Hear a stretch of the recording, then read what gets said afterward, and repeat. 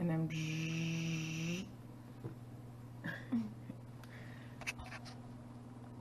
all right, we're on our 4th day, and right now we're in Oregon, almost to Portland. But this is the Oregon Trail and the pathway to the Garden of the World. Excitement filled, and that's a truck they're shutting down.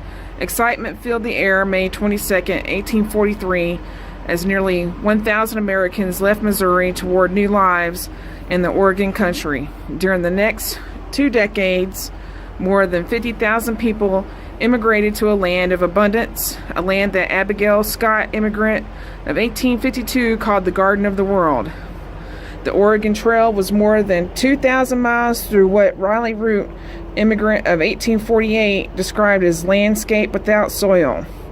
The fragile landscape's ability to sustain life eroded as the number of immigrants increased. Immigrants endured an extremely wearisome road, and by the time they reached this portion of the trail, many would have agreed with John Newton Lewis, who exclaimed, "Here we are, but not to our journey's end," which we're not yet either. It's been a long haul. When will our long pilgrimage be done? The world's long week be over, the Sabbath dawn that needs no sun, that day that fades no more. We have traveled about 12 miles today. Sarah Sutton. And we're at the Deadman. Okay, we're at Deadman's Pass at this rest area, and we're going towards Astoria, Oregon. And they have more information about the hard times as it was on the Oregon Trail. Oregon immigrants labored for days to cross the Blue Mountains on the road, and they had hard times. Many cattle were failing and are very poor, and a good many get lost among the thick timber. A good many wagons are left, some broken and some good, and some sound because the cattle are not able to take them along. And then the long road down, Oregon Trail typically the immigrants typically reach Deadman's Pass, then known as Crawford Hill, after 3 days travel over what Edward Evans Parrish, immigrant of 1844, called the worst road yet. The descent from this site to the banks of the Umatilla River, noted George N. Taylor in 1853, was steep but not sidling. It was so long, however, that fellow immigrant Amelia Stewart Knight thought she would never get to the foot of the mountain. Once down the hill, immigrants camped along the river, and many like Cecilia Adams and Parthenia Blank, immigrants of 1852, found the valley literally dotted with Indian ponies. And this day got an early start. In a few miles, we came through the thick timber and came to a large pines. The road smoother and not so hilly directly. We came out of the pines and went down a long hill into the Umatilla Valley. The bottom and bluffs, covered with Indian ponies and horses too, came to the Umatilla River and camped. Lauren B. Hastings, October 8th, 1847. And there was guides and pilots and captains that came. And then, about the wagons, you had to deliver your stuff or have your stuff in wagons to come through these mountains. And today, like when we travel, it's a car or a truck or whatever. It's still a rough ride. You go that way, those are some redwoods. See? Yeah. There's some redwoods over there. Right past that little pretty car in there, silver one. Gray. Right there. So we're almost where we're supposed to be. Keep watching. 5 seconds. Right here in about 2 seconds. 4, 3, 2. There's a dam between Oregon and Washington, and there is a American flag in the middle of it.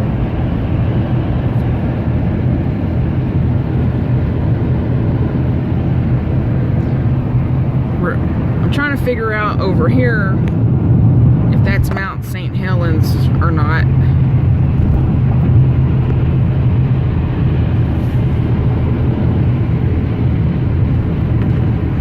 So this side, that side is Washington, this side is Oregon. Yeah, that volcano, we figured out it's Mount Hood, and it's in Oregon, and it is a volcano.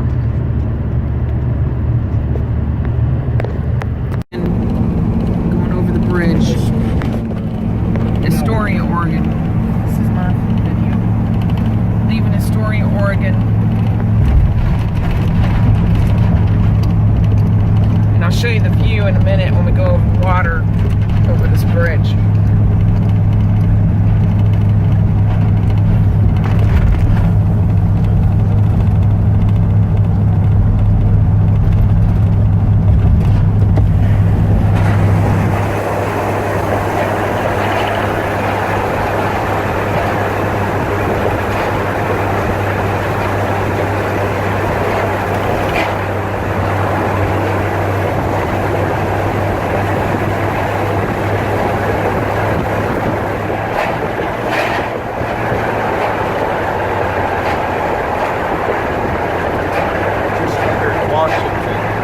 Entered Washington, not Washington D.C., but Washington.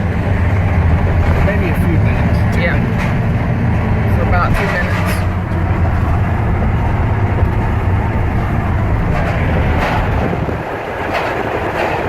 I didn't know you'd been to Washington either. So. Yeah.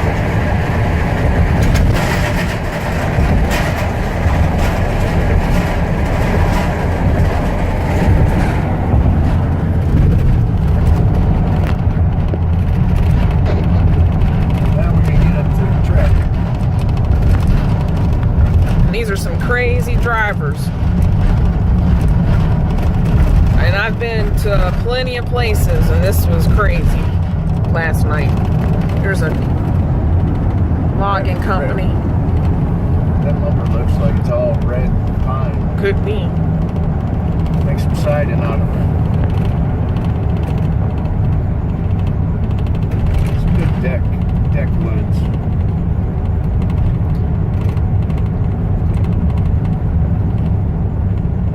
Alright, I'll check back with y'all a little bit. You need to come up close though. Yeah, well. I already got it going. Fort Vancouver. Hudson's Bay Company established Fort Vancouver in 1824 within the area of present-day Vancouver, 83 nautical miles from the Pacific Ocean. 40 wooden buildings were enclosed within a 20-foot high log palisade until the Treaty of 1846 set the international boundary at the 49th parallel. This fort supplied Hudson's Bay Company post west in the Rocky Mountains. The fort became part of the U.S. military system in 1848 as Columbia Barracks, later changed to Vancouver Barracks. Vancouver is recognized as the oldest settlement in this state. And we are in Washington, right? I can't really tell if it's Vancouver. I think that's Washington. Okay. I think because that sign there, over here. Yeah, it is. It's right there, Washington State Patrol. Cause Okay. we're right on a state border line. So this is in memory of Trooper James Gain. He was killed in the line of duty while serving the people of the state of Washington. He was struck by a semi-truck along I-5 a short distance from here, March 2, 1987. Well, thank you for your service, sir. It was tragic. You want to get the eagles?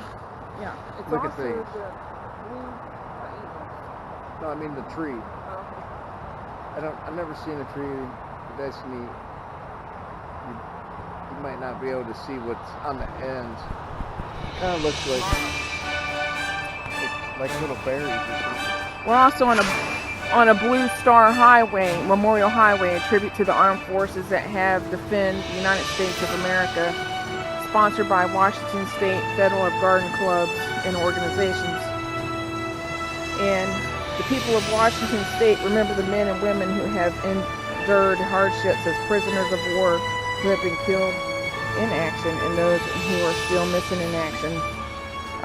World War I, World War II, Korea, Vietnam, Persian Gulf, and Operation Enduring Freedom. yes, And Operation Iraqi Endurance. yeah, and Did I see that? yeah, I think so. And Enduring Freedom. Enduring Freedom. And actually, we're at a truck stop again, or a car in rest area, and you find these many little things at certain places. It's pretty cool. It said battleground on the exit.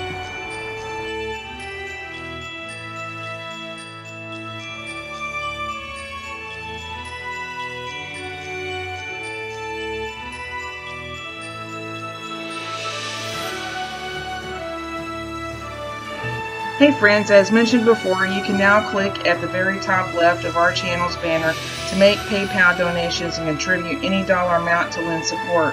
Keep the channel going as we donate money to museums, to the military, and other historical sites. Every little bit counts.